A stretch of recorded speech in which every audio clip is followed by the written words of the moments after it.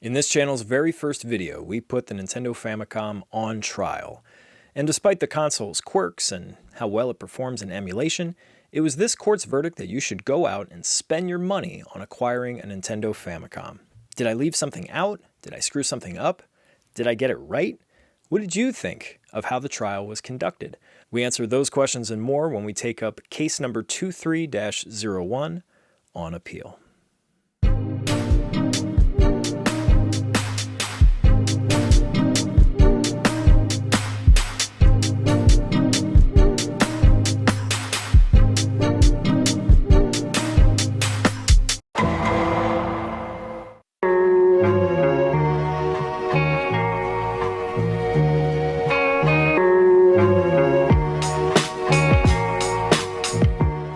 We are on the record. I'm Esquire, the presiding officer of this appellate court, calling the appellate review of case number 23-01, The People versus the Nintendo Famicom. If you're not familiar with the appeals process in the American legal system, appellate courts review the record of the trial court to see if there were any errors made by the trial court judge. Appeals are extremely common and are typically handled by a panel of 3 judges. In many states, the appellate judges are elected officials.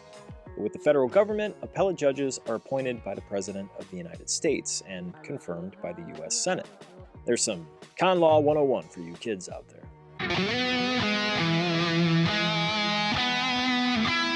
Appellate review exists to ensure that justice prevails under the law, because no judge is perfect, especially me. Also, I'm not really a judge in my professional life. I just play one on this YouTube channel in my basement, surrounded by toys.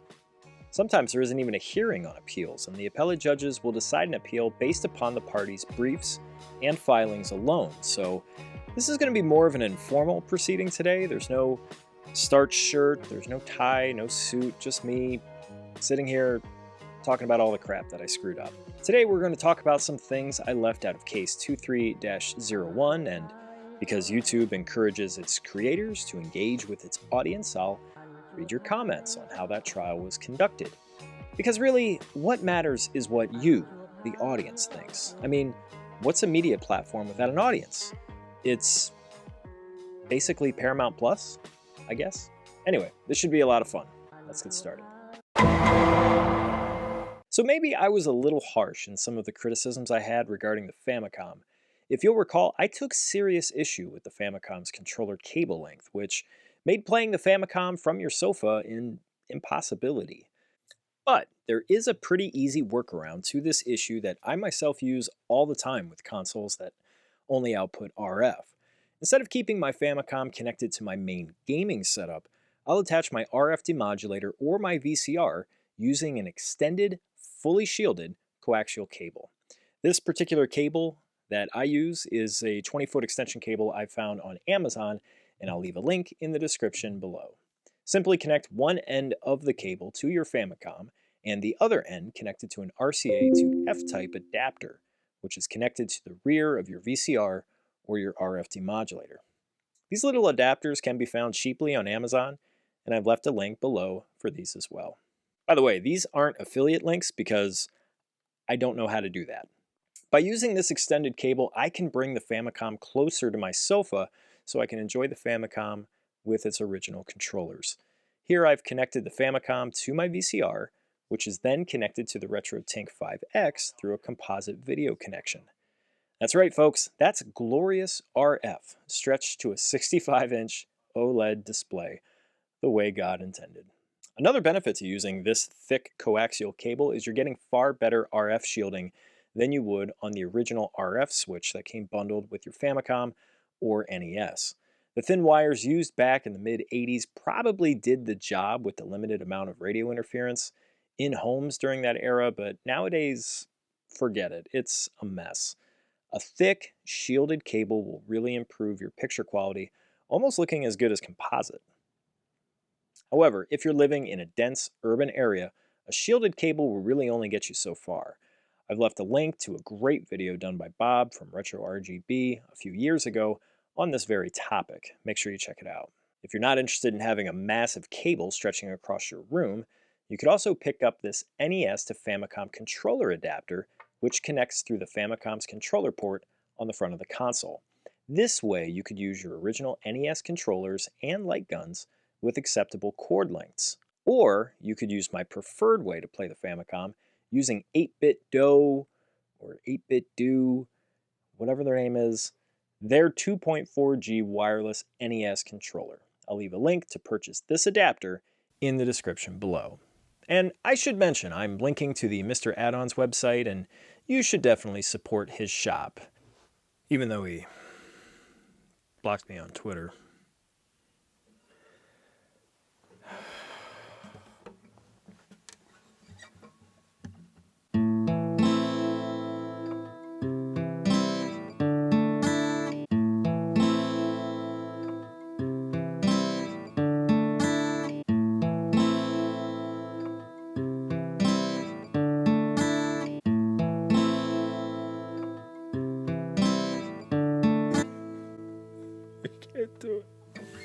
I can't do it.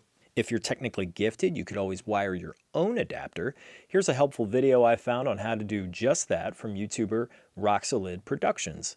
There's a link in the description below. If you have basic soldering skills, you should be able to make your own adapter pretty easily. But if you're a complete moron like me, you'll have to spend some money on an adapter. But thankfully, these are pretty inexpensive, and they'll give you a significantly better experience when playing the Famicom. Finally, the most important thing I forgot to discuss is picking up a power supply for your Famicom. Do not, under any circumstances, use an old NES power supply to power your Famicom. The NES power supply uses alternating current, while the Famicom power supply uses direct current. You will fry your Famicom, and you will need to repair or replace the motherboard. I learned that the hard way. Instead, I would recommend picking up this Triad power supply, linked in the description below. It's cheap, it ships quickly, and it's safe to use for your Famicom, your NES, your Famicom disk system, your SNES with a barrel connector, your Virtual Boy with the same barrel connector, your Sega Genesis, your Sega Master System, your PC Engine, your Nintendo TV game, You get my point. You should just probably buy 3 or 4 of these things. I was able to find this power supply through FirebrandX's website on power supplies. Honestly, if you're looking into collecting original retro gaming hardware, you really just need to save this guy's website into your bookmarks. I reference it all the time, and I know I've sung his praises on this channel in the past already, but honestly, his work over the years has been such an asset to this community, and it is very much appreciated by yours truly.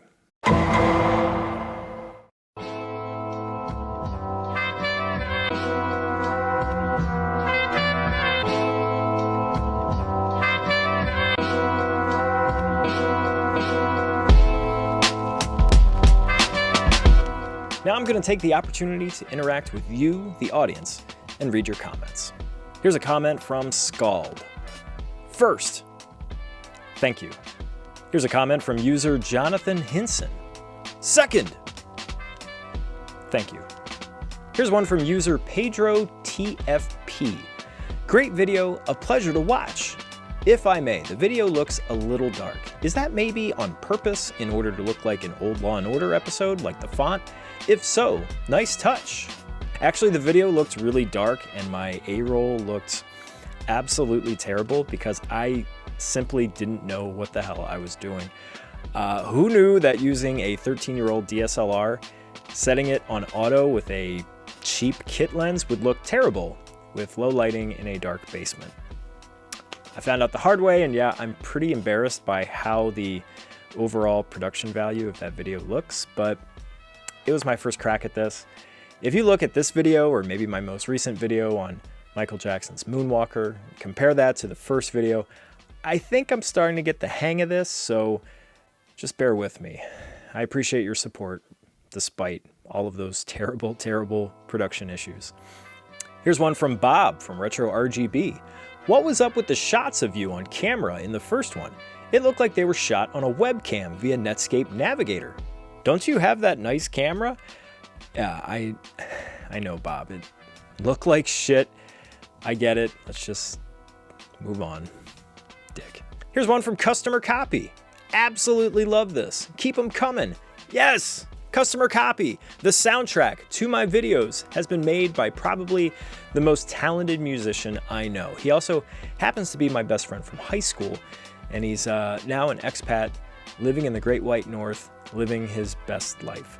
I'm really stoked to have his music in my videos. In fact, you're hearing him right now. If you haven't yet, please follow him on social media. I'll put a link in the description below so you can hear more of his music. Keep repping that 260, brother. This one's from TM Racer 73. I guess you aren't going to get much views from Canada and the EU, and your war talks are pretty disgusting for those who have war close and met war refugees everywhere. Wow, okay, lots to unpack here, sir, ma'am, or whomever. I think you're referencing a bit where I encouraged hostility with Canadians because I tend to say United States a lot instead of saying North America, which is inclusive of Canadians. This is called a joke. I do not want hostility with the Canadians. And really, it wouldn't be much of a fight because, you see, Canadian cities can't even win the championship in their favorite sport. Their president looks like a brunette Ken doll, and they buy milk in bags. Canada ain't doing squat against the US of A.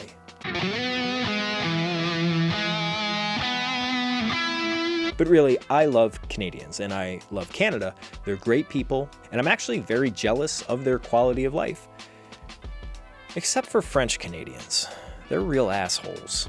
Every few decades or so, they decide they want to secede from the rest of the country because they're surrounded by people who speak English and, I don't know, have the audacity to bathe. I mean, I've never been to Montreal, but I did go to that French Canadian steakhouse once at Epcot Center, and it was really overrated, so I'm pretty sure Montreal sucks. Anyway, user TM Racer 73, they're just jokes. In fact, everything I just said a second ago about Canadians and French Canadians, it's all a joke. Not to be taken seriously. I'm going to tell a lot of mostly bad jokes on this channel, and if you can't take a joke, I suggest you find a YouTube channel that talks about video games that doesn't tell jokes and isn't funny, like Zez Retro. Speaking of Zez, and speaking of Europeans, did you know that Zez lives in Estonia? Here's the map. Did you know that Estonia is literally right next to Russia? He's living right next to the war, and he was in the frickin' video. Moving on. Here's one from Voltar. God, this sucked. Do another one. Yeah, man, it really did. But hey, I've done 2 more since that first video, and maybe I'll have you in one soon. As soon as I can find a video game about incest. Here's one from Kevin Mai Raikaza. I hope I'm saying that right. Very bizarre to me, there was no mention of the Sharp Twin Famicom, which is probably the objective best NES/Famicom. Yes, this was a very popular take in the comments. You can always tell if someone owns a Sharp Twin Famicom because they can't seem to ever shut the f*** up about the Sharp Twin Famicom.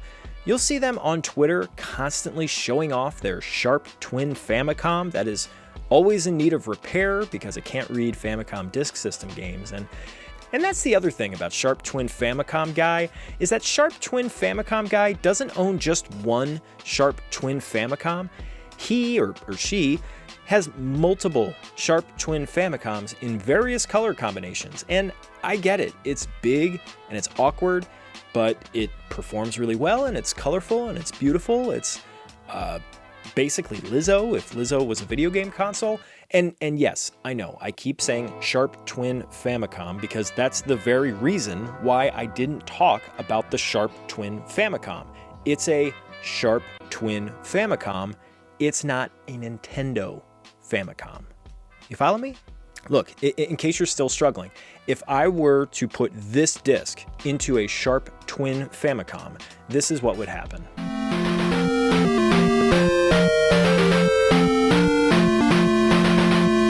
Now, if I were to put this same game into a Nintendo Famicom with a Nintendo Famicom Disk System attached, this is what would happen.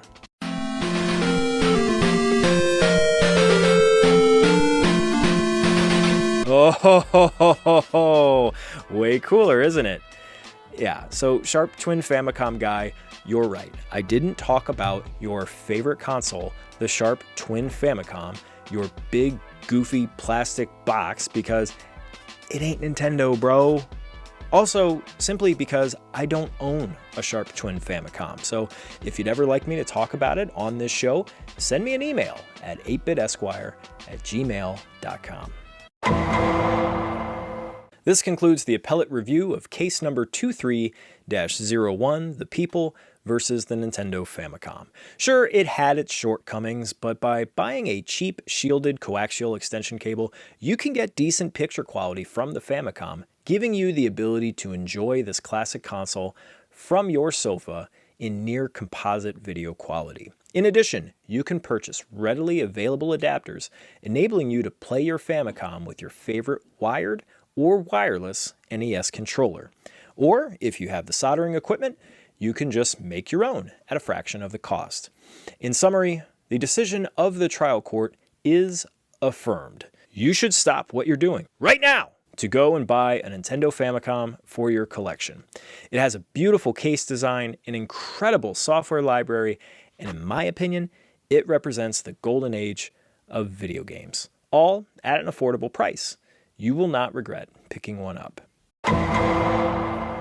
If you have an idea for what you would like to see go on trial, leave me a comment below. You can also find me on Twitter at 8bitesquire. Thank you for watching and supporting the channel, and until next time, court is adjourned.